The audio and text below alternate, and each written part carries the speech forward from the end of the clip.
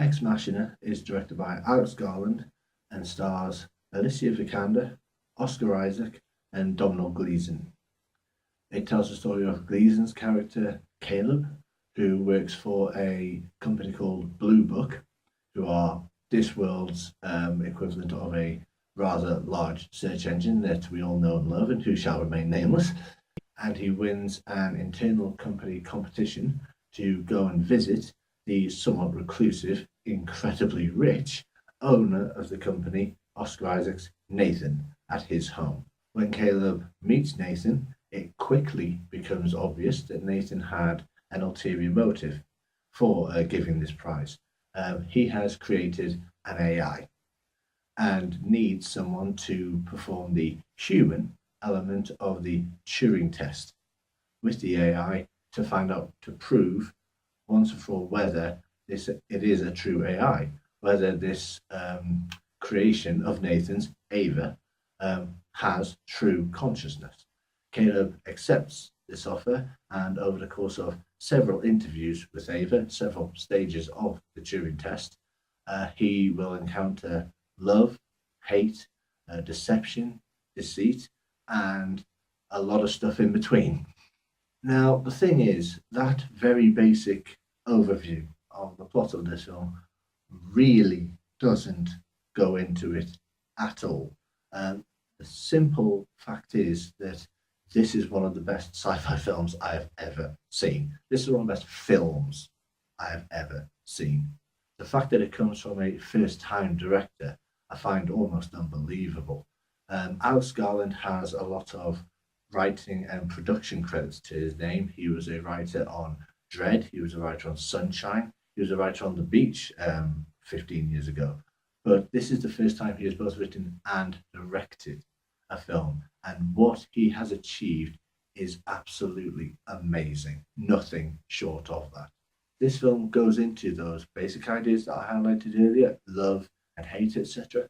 But it also explores bigger philosophical concepts, stuff like what it is to be human, what it means to be human, what physical beauty is and what that means. It explores what it is, what it means to read about something, but what it means to actually experience it. It looks into life and death, who has the rights over those decisions, and whether those people should have the rights over those decisions. The film is directed extremely cleverly because it deals with these high level, extremely large concepts, but it does it in kind of a microcosm so that it can be related to by the viewer.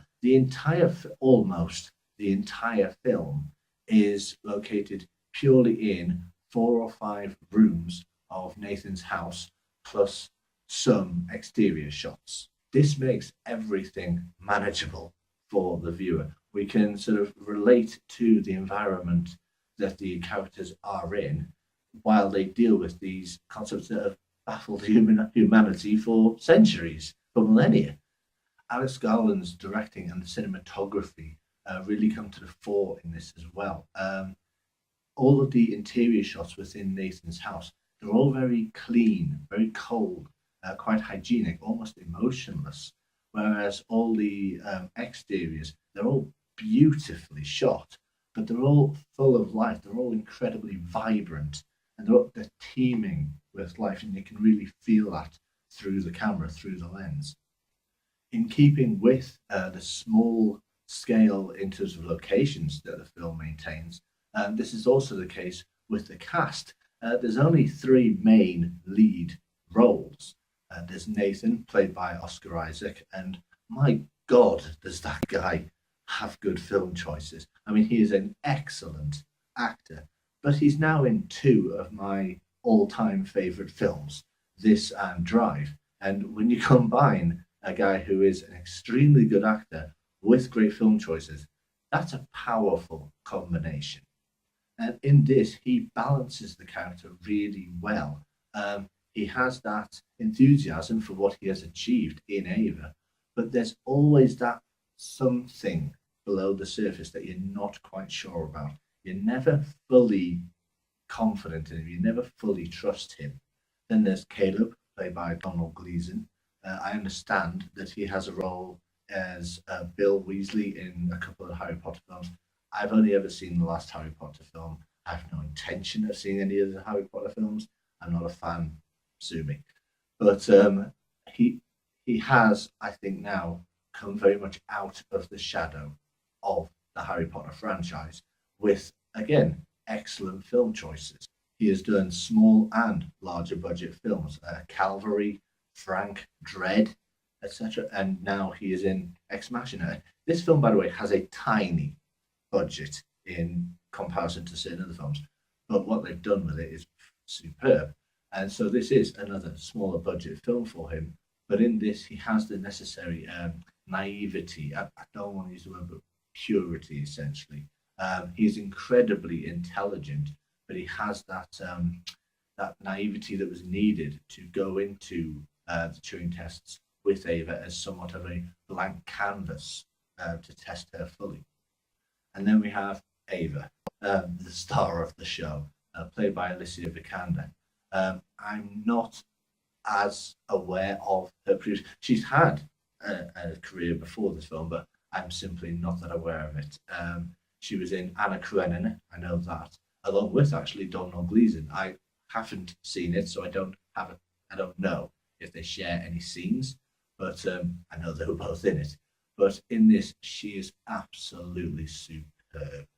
She gives a stilted, almost childlike performance in some ways, but it always has, when needed, that edge, that just slight edge again under the surface, which was perfect. For this film to work, her performance was absolutely essential. Otherwise, the film falls apart completely.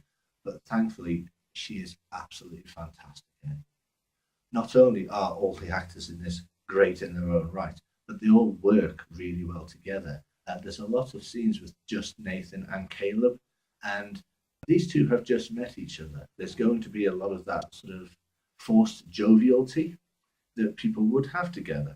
But at the same time, there is that, again, I've talked about all that edge that you just know something isn't quite right under the surface, and they play it excellently. But even better, I thought, were Ava and Caleb. These two worked brilliantly together. I loved every scene they had together, especially all the Turing test scenes. You had Ava's stilted, childlike sort of nature combined with Caleb's naivety. And given the situation that they were in, they worked it flawlessly. I just couldn't pick fault with it. But to be honest, I could try and pick faults and pick flaws with the rest of the movie as well. And believe me, I have tried, and I have failed. I absolutely love this film. It's an easy 10 out of 10. You've probably been able to work that one out already.